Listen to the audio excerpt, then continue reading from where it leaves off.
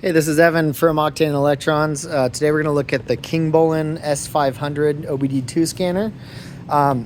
So this is a really nice scan tool. It has a nice plastic housing, rubberized case, has bright touchscreen, which is awesome. It's an Android tablet with Wi-Fi, has online Wi-Fi updating, power button right there. We have the OBD2, a serial OBD2 cable. And then we have a USB charging port inside for the internal battery and an SD card slot. So it's easy to use. Like I said, it's touchscreen, also has hardware buttons, directions, OK, and back, so very simple to use. So let's go plug it into the truck. We're going to test on my my 2007 F150 and we'll check out the features. Comes in a nice box. Comes with a USB charging cable and user manual. So everything you need. I've already charged it up a couple days ago, but its battery's fine. And then I've already connected it to Wi-Fi and ran the software updates. So from the update screen, you'll be able to update all the software packages as well as the app system software itself. So when you get it, make sure you go through and run the updates, connect it to your Wi-Fi and do that. It's really easy to do. But it does take a while, so I didn't film it because the update can take a decent amount of time to update all the software packages. Okay, so let me go in here, unplug my gauge tool that I use, plug this in. Okay, let's get in here and take a look. So my truck's a 2007 F150. It has about 40,000 miles on it, and it's in good shape and no check engine lights or anything. So turn stuff off here. So we're not going to see any codes or anything. I already know that, but it works great to demo stuff. Okay, cool. So here we are at the main menu. So we'll look at this stuff real quick. Roll down the windows. Okay, so we already looked at the update screen. Once you connect to the Wi-Fi, you can run your update. I don't need to, it's already up to date. Repair info is cool. I like when you're connected to the OBD port, it will show you your battery voltage for the car, so that's great. Okay, OBD fault code library. This is cool because we can enter a code. P0012 is a common one, I think. And look it up from its internal library. So that's camshaft position sensor code. So that's cool. You can also hit the little Google button here. Oh, that's right. I'm not connected to the Wi-Fi. If you hit that, it'll Google it for you and look up results online. Let's go back. Coverage list. Yeah, when we're online, you'll be able to see vehicles that this will apply to. You can look up videos, and learning will pull up some web pages of info that they have.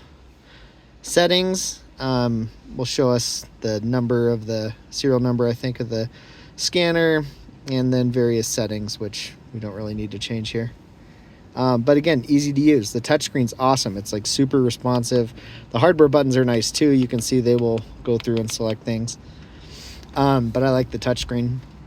Okay, let's start with OBD. So it should go out, try different common protocols to connect to the car's computer and let us know when we're in. Okay, cool. So it has our VIN number, MIL or the check engine light is off, no trouble codes stored, readiness monitors are set for emissions testing.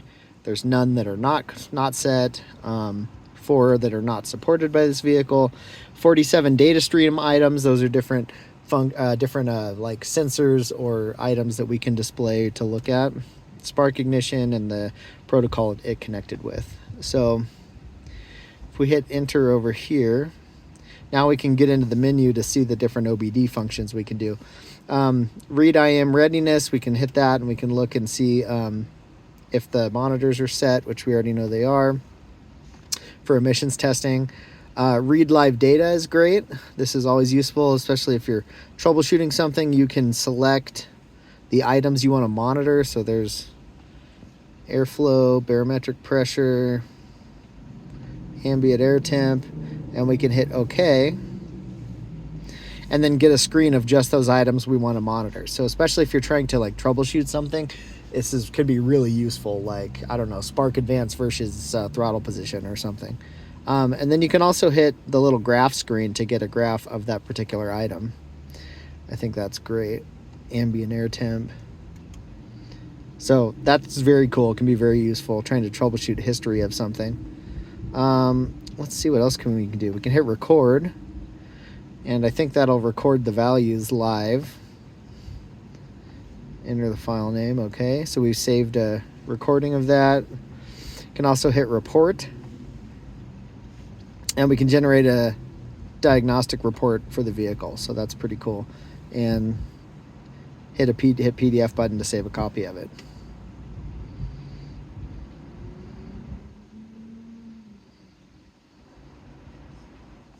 Cool. So there's our PDF copy of the entire diagnostic report for the vehicle from the sensors that we selected. So, you know, you can generate this for exactly what you want to see. So let's go back further. Okay, read freeze frame. We don't have any.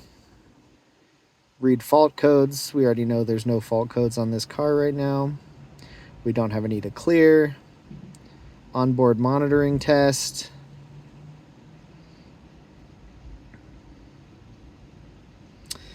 Checks all the monitors for emissions testing and tells you if they're okay or not. And let's see, control operation of onboard component or system. Looks like that triggers evaporative system leak test, okay? And read vehicle info.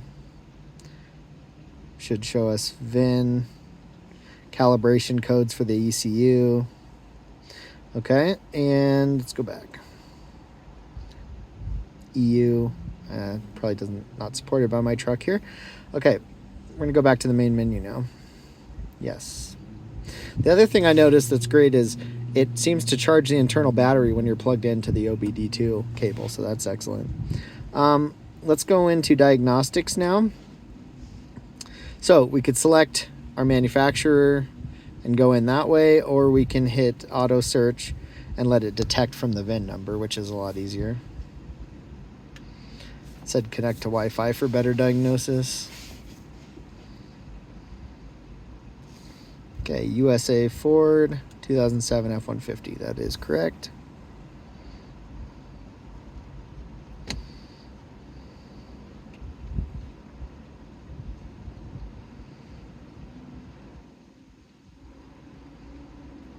My ignition is on.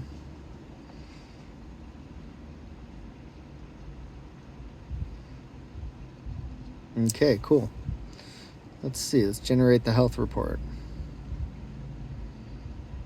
ABS good, powertrain good, restraint module good. Should be able to hit report, generate a report of that for the vehicle. Okay. And we can enter each of those modules from here. So we can read the data from it, clear faults in that module, read faults in the module, and see the module info. So it's not bidirectional.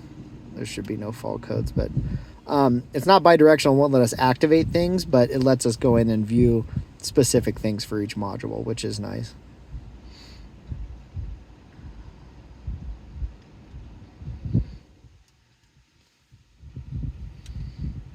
Let's see what the data stream for the power control module says.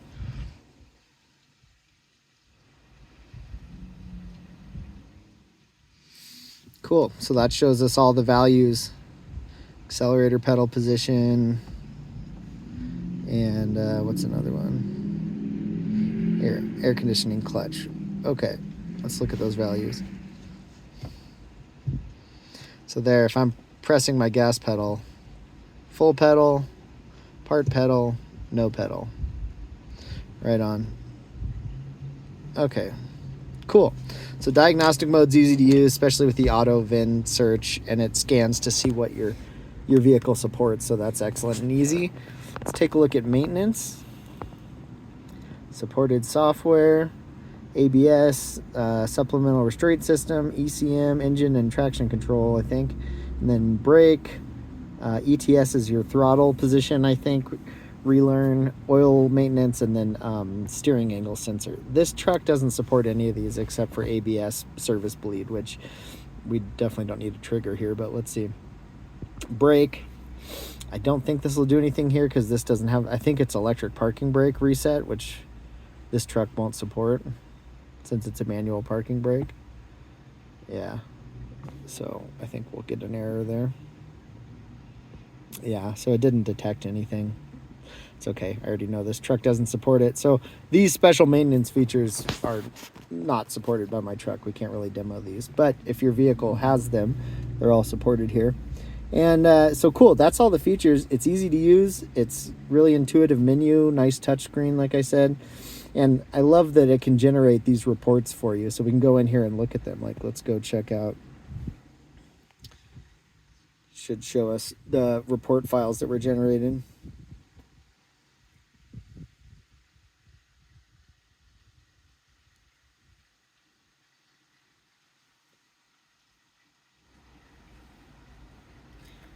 All right, let it find the vehicle.